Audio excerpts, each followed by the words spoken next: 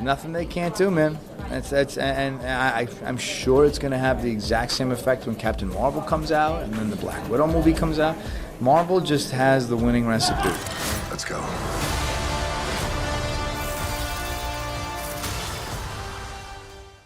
Hey everybody, it's Charlie. Like Chris Evans says, they got so much big stuff coming down the pipeline. Black Panther blew it up. We need to talk about the sequel. And if you didn't hear it, he also kind of backdoor confirms that they're making a Black Widow movie. So if you are finding me for the first time, be sure to subscribe to get all the videos. And I'm doing a new round of that Infinity Gauntlet giveaway. All you have to do to enter is be a subscriber and leave a comment on the video. And obviously I should say spoiler warning for Black Panther if you have not seen the movie yet. So starting with number 10, easiest one, Ryan Coogler comes back. They make it one of the biggest tentpoles of Marvel Phase 4 that does not have Avengers in the title. Pretty much everybody that's not dead at the end of the first film comes back, and a few of the dead characters too, like T'Challa's father's gonna be there on the ancestral plane. He'll continue to go back to him for advice, and I will talk about King of the Dead Black Panther stuff, because that's also one of the big things on my list here. But you can also bring back Killmonger on the ancestral plane as well, because he was one of the Black Panthers, and usually it's implied that Black Panthers get to live on the ancestral plane, albeit some of the rules about what goes on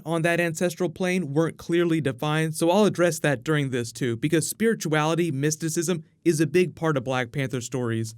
Number 9, the earliest we see that Black Panther sequel is 2020. Right now, they have 2 films that they've confirmed for Marvel Phase 4. They have Spider-Man 2, which is happening right after Avengers 4 in 2019. Then Guardians 3 is dated for spring 2020. Now Chris Evans is sort of backdoor confirmed the Black Widow movie. That could also be released sometime during 2020. So Black Panther, if they do 3 films during 2020, could be that 3rd film.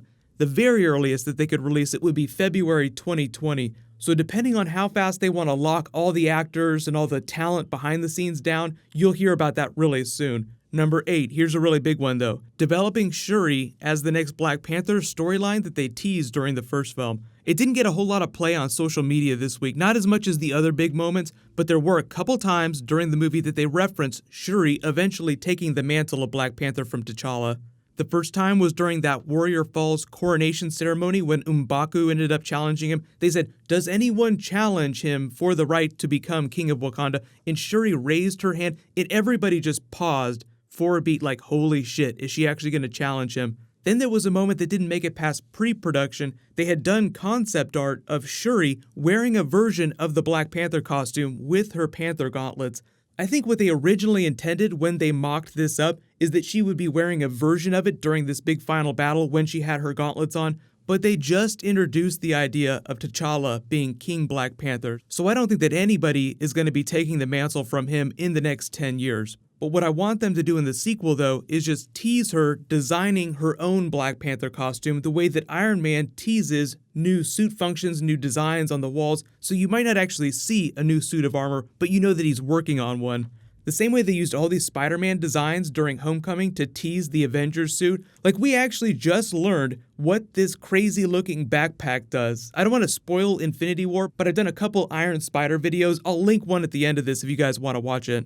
Number 7, speaking of Spider-Man, in the wake of Phase 1 Avengers becoming less of a big thing going forward through Phase 4, he's one of the few guaranteed money earners that Kevin Feige has in his Rolodex of solo movies.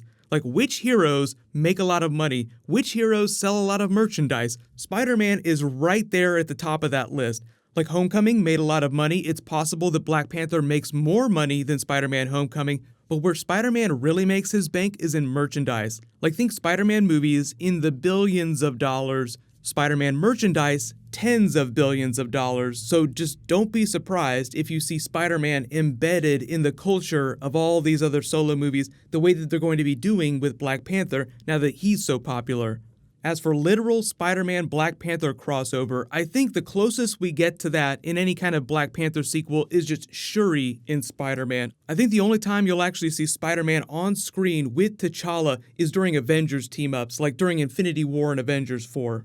Number 6, though, the actress that plays Shuri confirmed that she spent a lot of time hanging out with Tom Holland on the set of both of the Avengers films while they were filming them. They talked about her helping him with his suit. So while I always think that Spider-Man will stay in the red and blue costume, he'll always be visibly identifiable as Spider-Man. what she can do is incorporate Wakandan design technology, vibranium things, into his suit functionality. Like she miniaturizes his web shooters. She uses vibranium to make his webbing that much stronger. Speaking about the black costume of it all, because I know there's a lot of symbiote questions, we have Venom. Obviously, I think that at some point they'll tease the idea of a black Spider-Man costume, but because I think they want to keep him in that red-blue costume, that if it does go black, it'll be like a camo mode that she incorporates into it, because the nanites and vibranium can do just about anything you could imagine. Iron Man is even incorporating nanites into the idea of his bleeding edge Infinity War armor. Really big one though, number 5. Namor, the Submariner, and Atlantis are teased in an active way.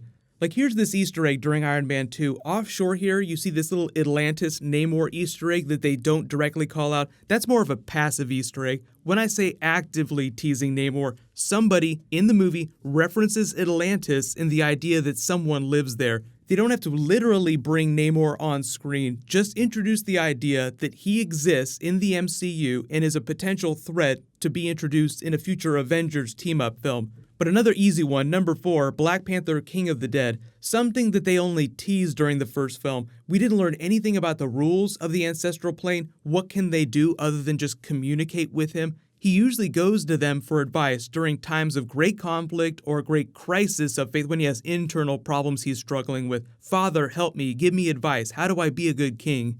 Pushing it a little more Doctor Strange territory. Number 3, the actual gods of Wakanda. They'll call it the Orisha. But because we know that gods literally exist in the Marvel Cinematic Universe, the opening credits of the movie tease the concept of the Panther goddess. Now they need to show her at some point, even if they don't do those other gods. Number 2, another big one, Black Panther, Captain Marvel, and the new Avengers. So by the time we get to the Black Panther sequel, 2020 or 2021 at the latest, there will have been several big Avengers roster changes. Black Panther and Captain Marvel will be the 2 most powerful characters on the team, literally powerful in the case of Captain Marvel and politically powerful in the case of Black Panther. They start working together, collaborating on the ideas that will eventually lead to the ultimates in setting up potential crossover points for the Marvel cosmic movies that James Gunn and Kevin Feige have been teasing.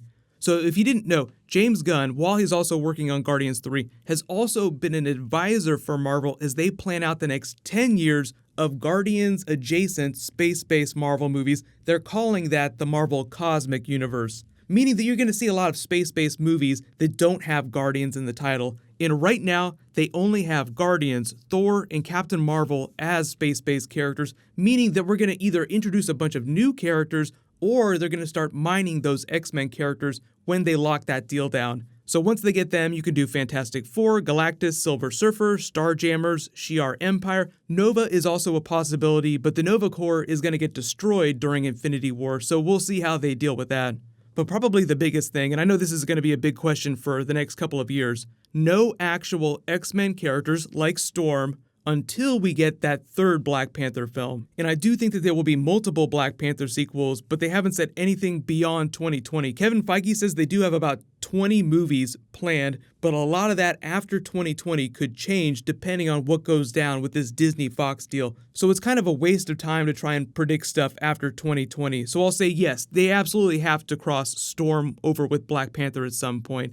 But the earliest they could possibly work those characters into the movies would be after 2020, and usually the lead time that they need for movies is about 2 years. So starting in 2020, like when the ink is dry on this Fox-Disney deal, then they can start writing scripts that include the X-Men characters, but you won't see those movies till like 2 years after that. So I don't think we're going to see a lot of X-Men popping up in Marvel films in a big way till much, much later. But there is a small chance that they just tease the idea of mutants existing in the Marvel Universe without literally bringing them on screen. But let me know in the comments, what do you want them to do with the Black Panther sequel? And what'll happen is there will be some new Avengers posting really soon. Now we can talk a little bit about the Soul Gem because Black Panther is over, so I'll post that video as soon as I can. But congratulations to the latest giveaway winner, Merc with a Mouth. Please private message me so I can get your contact details.